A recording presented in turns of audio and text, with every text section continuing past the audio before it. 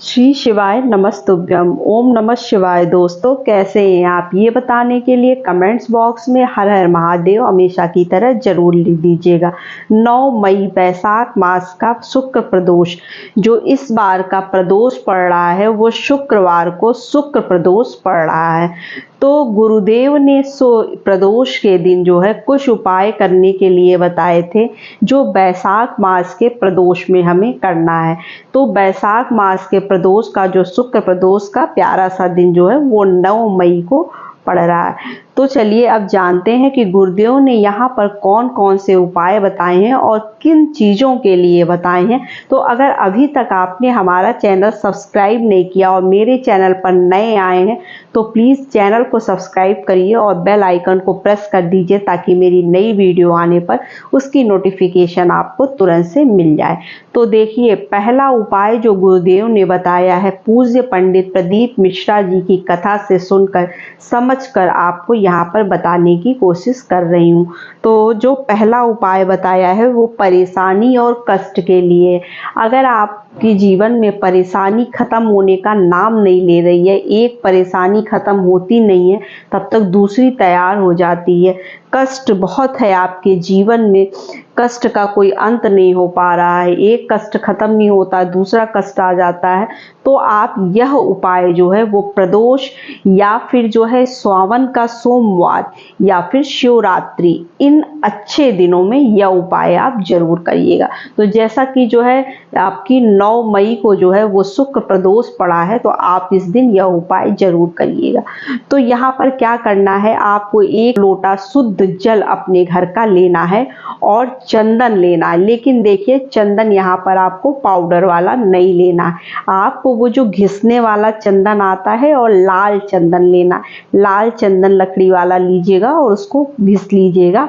जितना भी चंदन उसमें से निकले, 1 बूंद 2 बूंद, जितना भी आप घिस के निकाल पाए उतना चंदन आप ले लीजिएगा। और उसके बाद जो लोटे का जल आपने पानी का लिया है अपने घर का शुद्ध, उसमें जो है वो चंदन डाल दीजिएगा। इसके बाद इसको लेकर आपको कहाँ पहुँचना है, तो इसे हमें लेकर बेलपत्री के पेड़ के नीचे पहुँचना है। वहाँ पहुँचकर आपको क्या करना है, यह उपाय आप सुबह भी कर सकते हैं या फिर शाम ढलने से पहले आपको यह उपाय कर लेना है।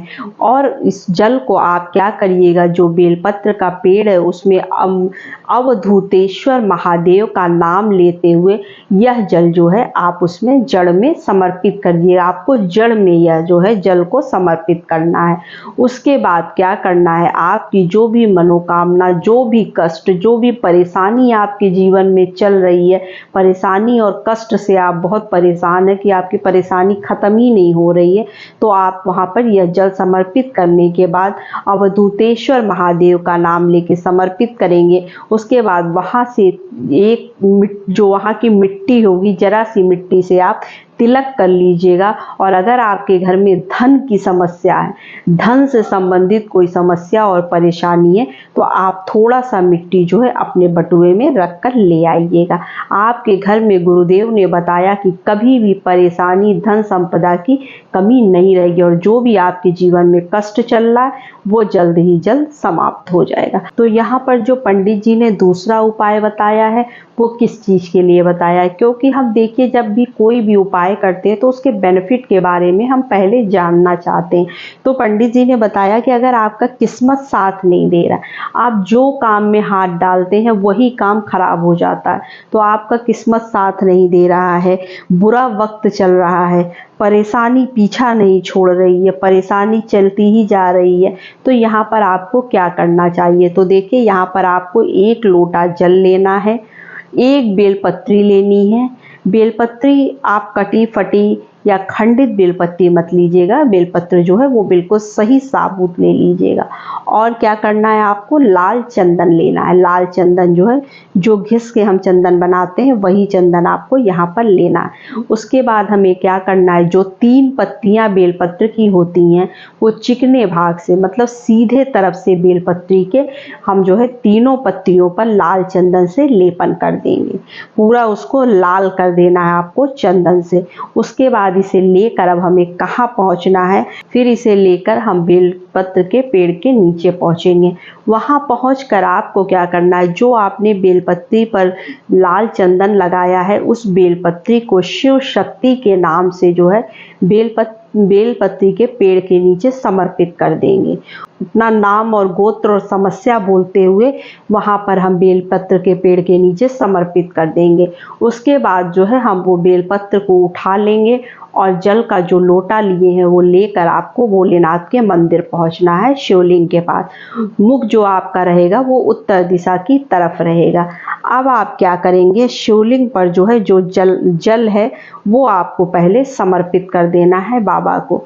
वो जल हम समर्पित कर देंगे और जो आपने बेलपत्री चंदन वाला जो आपने बेल के पेड़ के नीचे चढ़ाया था उसको आपको क्या करना है, माता का जो कटी भाग है जिसको हम प्यार से हस्तकमल भी बोलते हैं, उस वहाँ पर आपको चढ़ा देना है। और चढ़ाने के बाद उसको उठाकर आपको भोलेनाथ के शिवलिंग के ऊपर रख देना है। शिवलिंग पर जो हम जल चढ़ाएंगे उसको क्या करेंगे, हम उस जलाधारी से होते हुए जो नीचे जाएगा जल उसको हम थोड़ा सा रोक लेंगे और अपने ऊपर छींटे और आचमन करते हुए जो है बेलपत्र जो हमने लिया है उसके बाद उसको क्या करेंगे, माता की कटी भाग को स्पर्श कराते हुए और नाम और गोत्र बोलते हुए भोलेनाथ के शिवलिंग के ऊपर चढ़ा देंगे।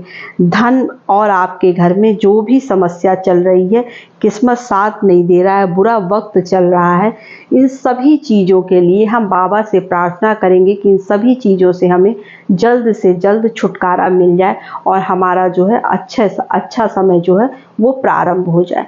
तो आप इस उपाय को करिएगा ज़रूर। ये बैसाख मास के जो है शुक्रवार के दिन आपको यह उपाय करना है, प्रदोष के दिन। तो यह बहुत ही अच्छा उपाय है जो पंडित जी ने यहाँ पर बताया था। तो यहाँ पर जो पंडित जी ने तीसरा उपाय बताया है वो बताया धन, पैसा, कर्ज। अगर मान लीजिए आपके घर में धन नहीं रुकता है, धन आता है और जितना आता है उससे कहीं ज़्यादा खर्च हो जाता है या फिर आता ही नहीं है, और पैसा रुकता नहीं है, कर्ज जो है बहुत बढ़ गया है, कर्ज बढ़ता चला जाता है, एक बार कर्ज उतारते हैं दोबारा फिर से कर्ज चढ़ जाता है। तो आपको क्या करना चाहिए, यहाँ पे क्या उपाय करना चाहिए, तो देखिए आपको 1 लोटा शुद्ध जल लेना है और आपको 7 जो है वो लौंग लेने हैं, वो भी फूल वाले लौंग आपको लेने, आपको 7 फूल वाले लौंग लेने हैं और 1 आटे का दीपक बनाना है। यहाँ पे आपको मिट्टी के दीपक का प्रयोग नहीं करना है, आप अपने घर से आटे का दीपक बनाकर गोल बाती लगाकर बना के ले जाइएगा।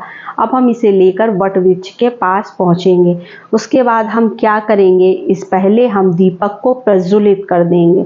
पहले हम वट वृक्ष में दीपक को जला देंगे। उसके बाद हमें क्या करना है, वट वृक्ष में दीपक जलाने के बाद हमें जो हमने जल लिया है लौंग वाला, उसको हम क्या करेंगे, वटकेश्वर महादेव के नाम से इस जल को वट वृक्ष के जड़ में जो है समर्पित कर देंगे।